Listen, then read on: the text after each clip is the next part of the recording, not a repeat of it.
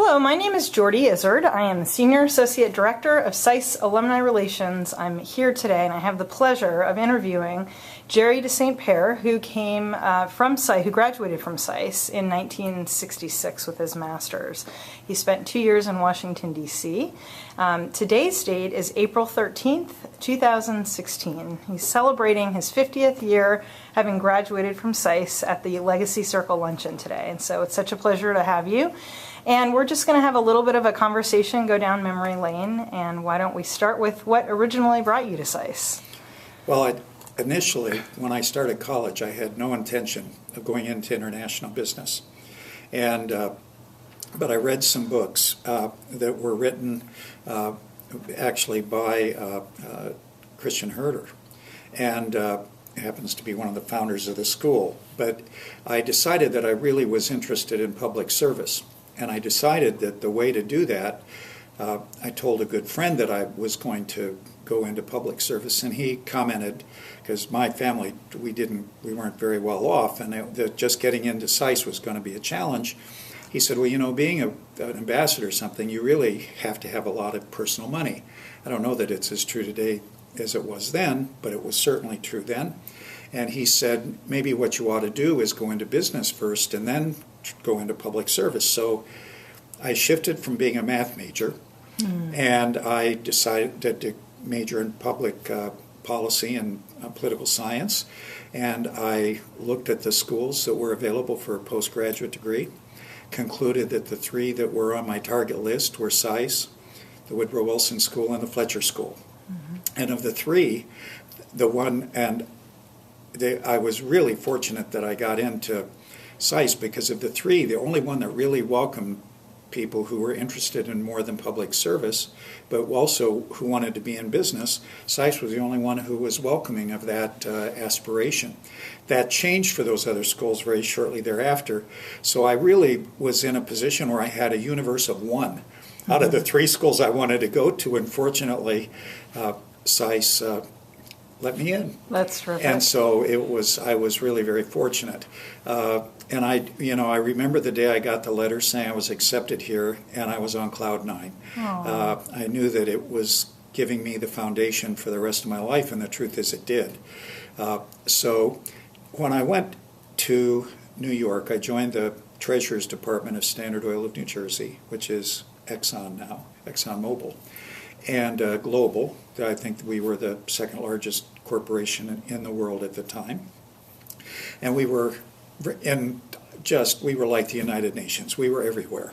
So the background I got from SAIS really lent itself to that work. But the thing that was challenging, which I think is something that has changed somewhat in the intervening years, with the addition of more finance courses and business-oriented courses, but with the SAIS academic support, is that the students graduating today come out better prepared for the international business world than we did. We came out with a great liberal arts education, and it was wonderful. But the thing, I guess, that I have advised SAIS students about in thinking about their aspirations and wanting to go forward is to understand that those who are going into the business world, because I haven't interviewed very many people who want to be ambassadors, I wouldn't be a very good advisor since I have no clue how you do that. Because I got into the business world and I decided I didn't want to leave it. I really enjoyed it. Now let me back up if that's okay. Sure. I want to back up to a little bit about your memories of being a SAIS student here. Let's go back before your career. Tell me what it was like to be at SAIS. I was in awe. Charles Burton Marshall, one of the original members of the policy planning staff at State, was one of my professors. Isaiah Frank, who's a legend, was one of my professors. I had an international economics prof from, one was from the IMF, another one was from Brookings. All of them had real-world experience and I had never seen so many distinguished people in one place in my entire life. It was pretty overwhelming in a way, but I knew when I got here that they did that thing where they say, look to your right and look to your left, and one of you, the two of you will graduate and one won't from this program. That was the yield rate. Well, boy, I'll tell you what, that I'd never heard anything put down quite that strongly. So that was a real motivation, and the professors were just so encouraging. And I went to a small college in Illinois. Johns Hopkins had never, up to that point, well, at least SAIS had anybody come here from my school. And so I knew that, and I'm in these classes with kids from Harvard and all these other terrific big schools, and I'm a guy from this little school in the Midwest. I realized I had a high bar to get over. And so the work was great, but it was just so invigorating, and the subjects were just so interesting to me. It far surpassed what I'd hoped. So it was just energizing. Mm-hmm. And all the way through the 3 years, the 2 years, the one thing that I remember profoundly was the role that language played. Mm-hmm. And I know the school's gone back and forth in this, but at that time the language requirement was just a killer. Half of the kids who were in French didn't pass the French test the first time. I was in a class of 4 in German, which was really with the head of the language department as our German teacher, and it was like, it wasn't the Inquisition because she didn't do it, but you were just right there in front of her. When you got done with that program, though, you could speak German. And she said, when you begin to dream in German, you'll know you've mastered it. Well, that happened halfway through the first year. Just all of these things were at such a high level that, and you knew you were experiencing something really special. But the other thing that probably was as important as a relationship with the professors were my classmates. And as you've seen, I mean, my class had some terrific people in it. Jim Leach, who was a very significant congressman, was in our class. I mean, we had very distinguished people. John McLaughlin, who just gave the speech, all a distinguished career in public service in the CIA and intelligence. You knew when you were with these kids in class, because they were seminar-oriented, that you were with remarkable people and you were being taught by remarkable people. That's what I remember. And some of those friendships have lasted the entire time. It's really terrific. And what was going on historically? Oh, gosh. Well, the Gulf of Tonkin speech, or the escalation speech by Johnson that really escalated Vietnam, happened while we were here. Mm-hmm. The world had been a simpler place, and then all of a sudden it got really complicated. The divisiveness of that whole Vietnam experience, of course, escalated over the next few years, but that was happening right while we were here. So, but at the same time, you had the excitement of the European Union. My major was in mostly European economics, so studying the common market. I did have the opportunity to study Soviet affairs, and within a couple of years of graduating, there wasn't a Soviet Union anymore. Right. So, so the world was right on the cusp of big change, and you had that feeling. It was palpable. So the feeling of opportunity that you could really do something significant also was very strong. Mm-hmm. But those are maybe the overriding feelings I had at the time. That's terrific. And tell us, you told us kind of the overview of what you did in your career, but tell us about how it started and how the trajectory of your career evolved. Well, that's a very good point, because there's a lesson in that, I think, for today's students.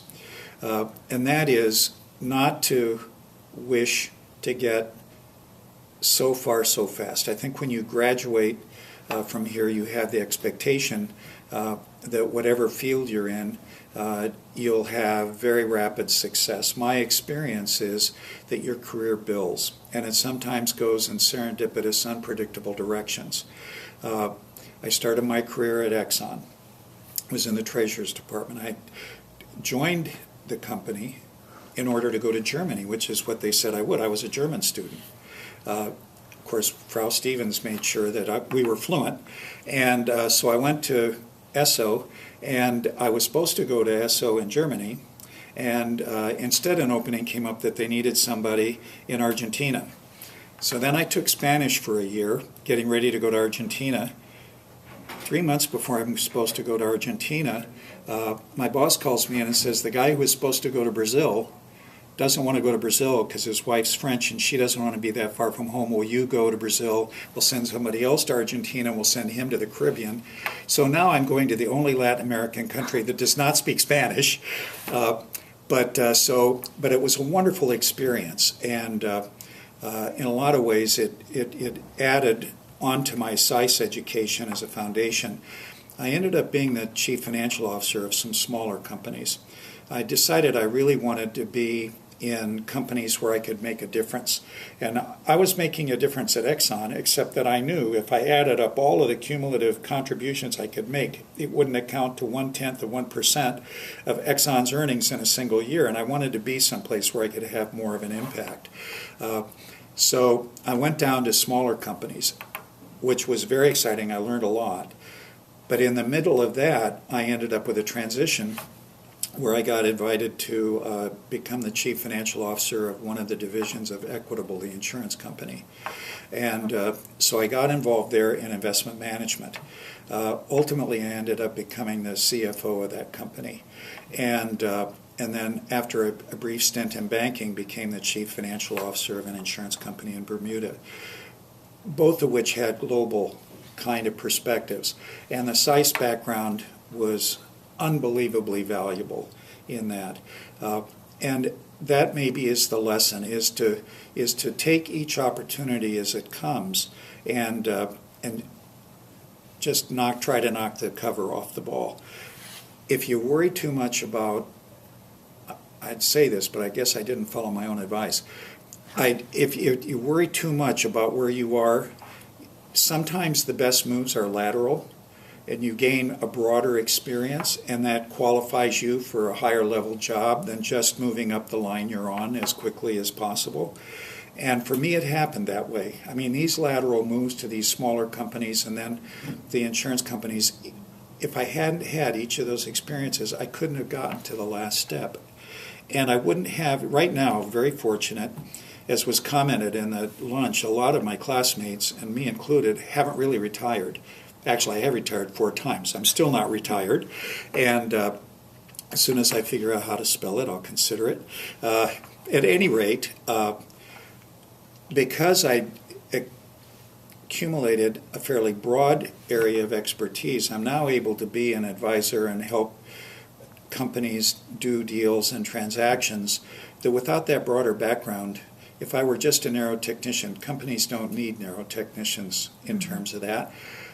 I wouldn't be able to be doing what I am today. Mm-hmm. And the stuff I'm doing, I'm working right now on the financing for a company that invented the ion battery 140 years ago. It's a big Swiss company with its operation in Germany. And because of the international experience, it's basically they make big batteries that are used for alternative energy, for wind farms and for solar, and they store the energy, the excess energy that's generated when the sun's shining or the wind is blowing, and then they release it into the grid when it's not. And right now, Europe is in more this kind of a situation. If you only have 10% of your energy source that's alternative, then the fact that this goes up and down can be smoothed with the rest of the grid. But when you surpass 30%, and a lot of European companies are at that size or bigger, you need to have a way to dampen. So when you move past that, which we are going to have to do to renewable energy, then the need for this kind of battery storage technology becomes even more pronounced, and the solutions are even bigger. This company just signed its biggest contract in Canada for 6 locations for $50 million worth of batteries. So these aren't the things that run your little camera, you know. They make batteries that run ferries and so forth, but the initial application is European, so you really have to have an understanding of the European financial system. And starting with my SAIS education and then the experience, there it is.